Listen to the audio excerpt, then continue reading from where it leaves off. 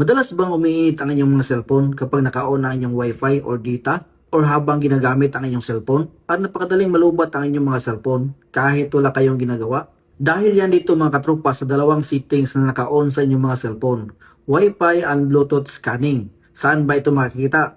Dito mga katropa, open nyo lang ang settings ng inyong mga cellphone. Dito sa settings mga katropa, kapag may search bar dito sa taas, click nyo lang itong search bar. At i-type nyo lang dito mga katropa ang Wi-Fi scanning. Okay, so kapag may makita kayong Wi-Fi scanning mga katropa, click nyo lang. At ito ang inyong makikita mga katropa, Wi-Fi scanning at Bluetooth scanning. So dapat naka-turn off itong dalawa. So nakalagay dito, allow apps and services to scan Wi-Fi network at anytime. So kahit pa naka-off ang inyong Wi-Fi, ay nag-scan itong Wi-Fi scanning.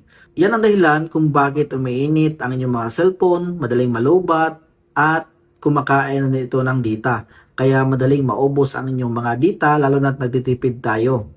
So nakalagay dito sa baba, Bluetooth scanning, allow apps and services to scan for nearby devices at anytime.